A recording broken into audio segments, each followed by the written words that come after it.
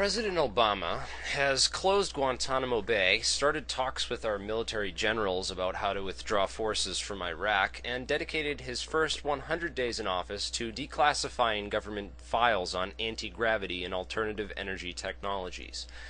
Yes, you heard me correctly. Obama's national security advisor, retired U.S. Marine Corps General James L. Jones, Jr., has declassified government files on the Biefeld-Brown effect, which was patented by physicists Thomas Townsend Brown and Paul Alfred Biefeld in 1928.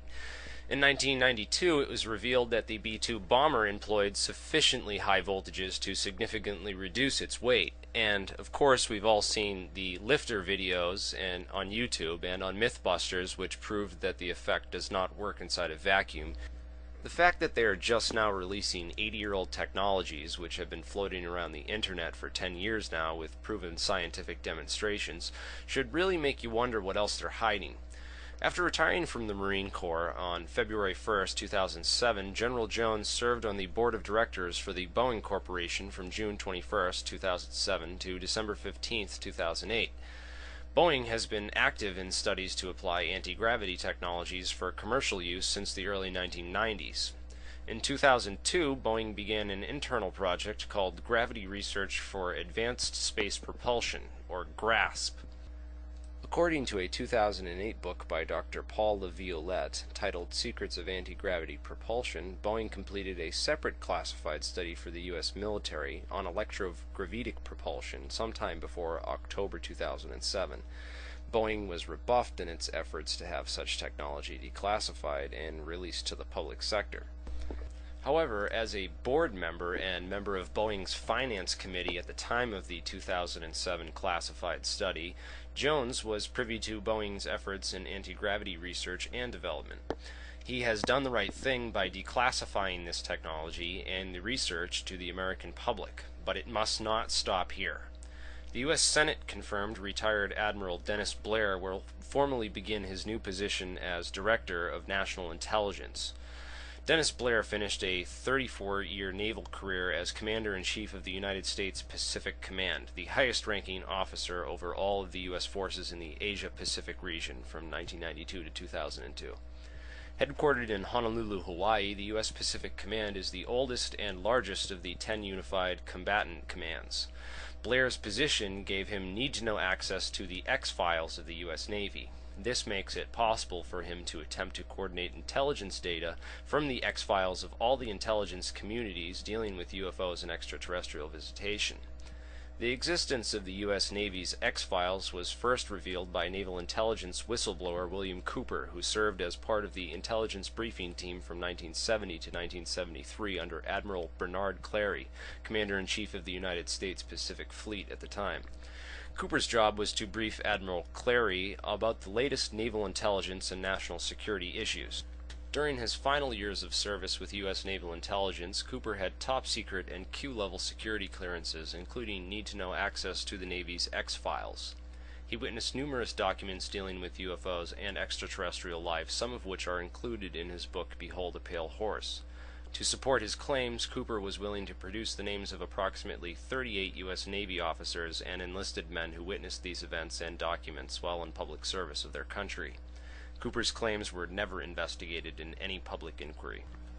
Given the current situation, Admiral Blair can work with Obama's incoming CIA Director, Leon Panetta, to gain access to the CIA's X-files as well as the X-files of other intelligence agencies. Blair could potentially assist with the knowledge he acquired when he served as the first Associate Director of Central Intelligence for Military Support in the 1990s, and begin coordinating intelligence data on UFOs and extraterrestrials from the X-files of the CIA and other intelligence agencies. Blair has the unique experience and authority to brief President Obama about X-files hidden among various branches of the U.S. intelligence community and even NASA, who still hasn't complied with a Freedom of Information Act request regarding the 1968 UFO crash incident in Kecksburg, Pennsylvania. Given the current situation, for the first time in history, a president will have potential access to the real X-files. If President Obama does receive X-file briefings from Blair, Obama will have the opportunity to disclose information about UFOs and extraterrestrial life to the general public. This could potentially be the most significant and important date in human history. I am quite confident that the American people can handle the truth, and it is now up to us, and that means you sitting there right now watching this. You and us and I'm going to do it too. We all need to write letters to President Barack Obama. Tell the White House and the administration that you want the truth. Ask President Obama to make NASA comply with the federal court ruling over the Freedom of Information Act request related to the Kecksburg, Pennsylvania crash, which was won in federal court by Leslie Keene. Ask them to declassify the documents related to Roswell, New Mexico, and the flying saucer and the 4 alien bodies that were found. Ask President Obama to please raise the inquiry into the existence of a TR-3B flying triangle, which works on a rotating superfluid plasma to produce anti-gravity. Please don't let them stop at releasing 80-year-old technologies. We only have a small window of opportunity, so we need to act now, and I mean right now. Right now! Type up a letter to President Barack Obama, or copy the one that I provided to you in the description of this video.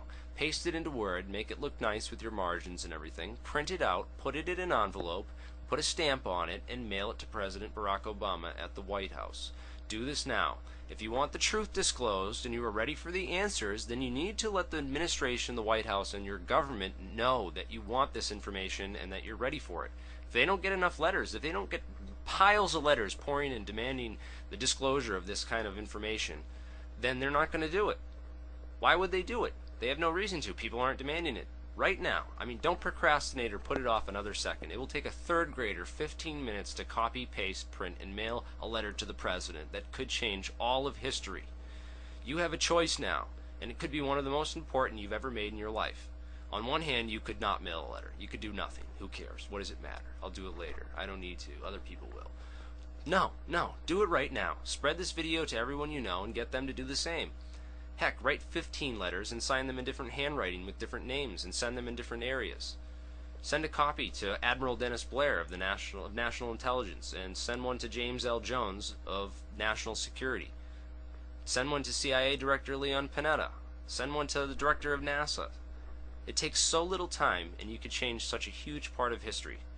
Tell the candidate who ran on a message of change for 2 years on the road to the White House how real change can happen.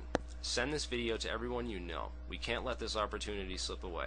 Get this letter or 15 letters in the mail right now.